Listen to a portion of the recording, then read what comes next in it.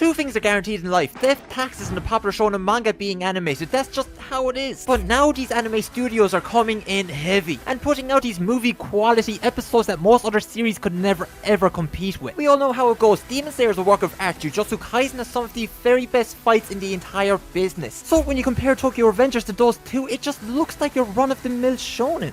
No, what? That's crazy. Nah, it's gone on to become one of the biggest names in the entire industry, filling Twitter with legions of simps and, yeah, some pretty strange fan art, and seeing its manga put up numbers that would give Black Clover a nosebleed. So I start looking at these numbers. It's selling 20 million, 30 million, no 40 million copies in circulation. So I'm thinking, how is this happening? It's a series that has people fighting in the streets every 2 minutes. I'm Irish, so that speaks to my heart. So I pick it up trying to figure out what's got everybody so hyped up around this new series. I watch every episode that's out back to back, non-stop, right up to the point where they Athena folds like a deck chair. Pain. But then there's a break between episodes. I start panicking. I don't know what to do, so I just start reading the manga. I have 1, 2, 4, no 20 tabs open at once, speed reading as much as I could possibly handle. Every single chapter was like a hit up, releasing tons of dopamine throughout my entire body. And then the sun rises. I can hear birds in the distance.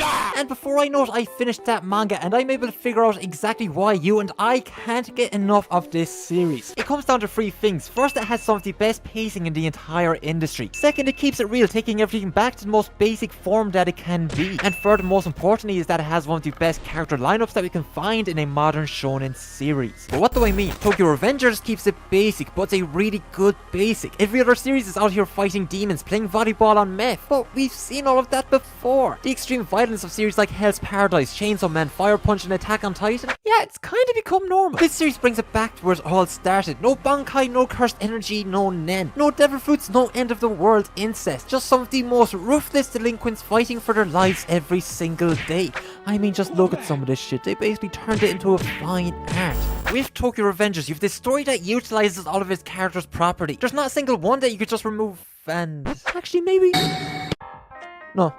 The story somehow manages to have each of them feel like their own distinct person within seconds of you first meeting them. Mitsuya, Smiley, you begin to get this feeling that you're meeting up with some old friends because that's exactly what Fate are in this world. Each and every single one of them gets introduced to the story and shows you just how long they've been running around with Migi and just been acting a menace. You get to see them rise up, becoming the story's MVP throughout the different arcs, essentially becoming these irreplaceable parts for most conflicts, and driving home just how vital each of them are to the entire story. But then it will break away from all of the action to these scenes where each of them are just going about their daily lives or just hanging out that really draw you in closer to each of these characters. These situations you've been in before with your own friends that help create this tiny connection between you and the boys, such as Mikey and Draken eating ice cream, or a flashback to the gang going to the beach a few years ago. To Mitsuya, oh no, wait, Mitsuya, that's what no, they're all good, we like them. But the real reason why any of this works in the first place is because of Takemichi and Mikey, and how you legit have the main character being the most basic dude there is, and that's exactly why it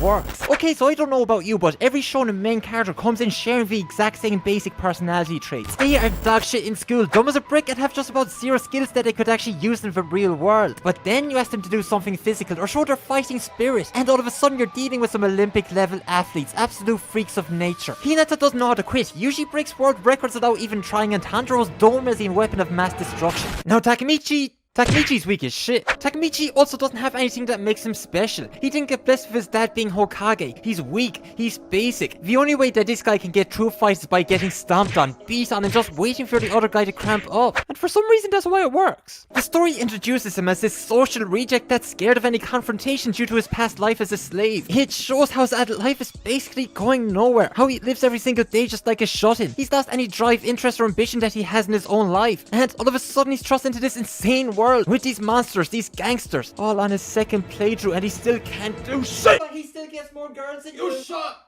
Anyway, Takemichi is the direct result of what actually happened when you drop a normal person into that sort of messed up world. How a real teenager would actually handle being the main character. I mean, just imagine that you're 14 again and all of a sudden you go from Xbox Live to fighting, murder, titties, drugs. Mikey just completely redefying the laws of physics. You finish school on Friday and on Saturday you've nothing but pure evil. You find yourself squaring up to these 30-year-old men who skip their 9 to 5 to pull up and beat on some middle schoolers. Scary shit. And this is what Tokyo Revengers does right. It keeps it real. Takemichi is so normal and so close to being a regular 14-year-old that he becomes the complete inverse of these superhuman demigod MCs. His reaction to everything that he does is that of a normal dude. His bones break, his scars don't go away. He doesn't have any abilities or a monster living inside of him, but what he does have, it's about drive, get out of here.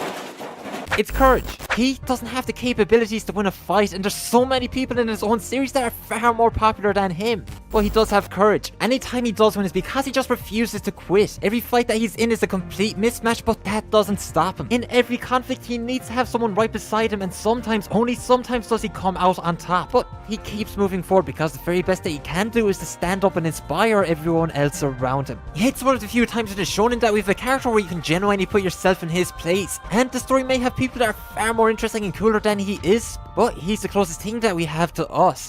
What? Shit! Mikey's actually ranked above Takemichi on Mal. Huh, guess he is the main character. That's another thing that this series does right. It does make the... oh shit, what's the word? Deuteragonist. Some moody Sasuke look like that's always coming second to the main character. Here, Mikey pulls up and does everything better than Takemichi. Everything that Takemichi can't do, he just completely outshines him, essentially flipping the script and becoming the main star of the show. But do you want Truck into Isekai you and you wake up as Mikey? Fuck no. No. Well, kinda. Wherever Mikey runs, wherever he goes, past, present, future, jumping timelines, he is always tied back to that negative energy that comes with him. It's this inescapable trauma. His presence alone is almost an omen that some painful shit is about to happen. It's like Mikey has that red thread of fate attached to him at all times. It's inescapable. No matter where he goes, it always pulls him back. Takemichi can save one character after another to try and stop Mikey's rage and depression, but then boom, his life suddenly becomes 10 times worse as he slips deeper and deeper into insanity. Mikey is a good guy, but the world really just doesn't want to stop hurting him. His entire life has been full of one bad day after another, and it only continues to go in that same direction. He is constantly seeing the people that he cares for die right in front of him in some of the most brutal, tragic, and messed up ways imaginable. Naturally, it's the sort of stuff that leaves people with a lot of demons inside them, but he tries not to let any of it get to him. Oh god, he tries. And even with all this pain, he still has nothing but love for everybody else around him. He forgives Pei-Yan for nearly getting Draken killed. He forgives Kazutora for all the heinous shit that he did. He has every reason to hate, but he constantly preaches love and forgiveness.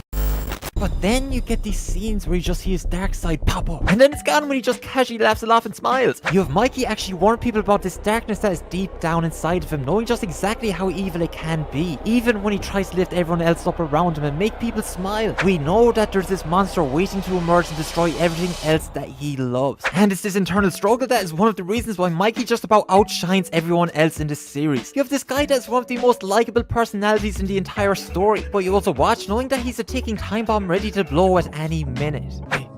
Hey, listen, Tokyo Revengers having great characters wouldn't mean shit if it had bad pacing. And I know that this series has some of the best pacing around. It's not as heavy metal as Chainsaw Man, but it's one of the main reasons why people just can't seem to put this down. It's kind of like heroin, but free. Each and every single episode somehow guarantees that it does something to catch your attention. If you look at the end of the Moebius fight and the start of the Valhalla fight, there's 7 episodes. Yeah, it seems pretty long. That's like half of most anime. Especially when Jujutsu Kaisen goes from fighting Mahito to what woman is your type in the space of 1. But it's what it does in between that keeps you hooked. It never stops to let you catch a break, hitting with all of these twists and reveals in each and every single episode. If there's not a fight, it's someone being beat half to death, to someone leaving Toman or joining Toman, or the future just becoming far more fucked up than it already was. There is no downtime, and just when you think that you have one of the most uneventful episodes in this series, it hits you with this sickening twist out of nowhere.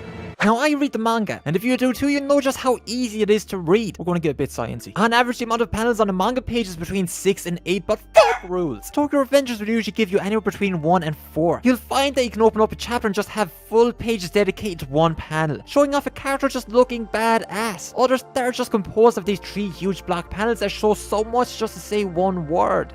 Penis. Now, this is really good because it means that you can sit down and read it end to end in one night. But then it also feels like the author completely violates your body when you have to wait a week to read something that finishes in 2 minutes. This manga is a faster read than most, which is likely the main reason that it's doing the sort of numbers that it has. Its story and its pace combined with just how easy it is to get through make it a manga that anybody can pick up and just have a good time with. Now, usually an anime would boost manga sales by quite a bit, but these are the sort of numbers that are pushing it to compete with Demon Slayer and Jujutsu Kaisen for the biggest manga of the year. And it's completely understandable. It's a shonen that gives you something different. It revisits its era of Japan that most other series just don't touch that often. Then mix in everything else that it does right and you're one of the fastest rising series in the entire industry.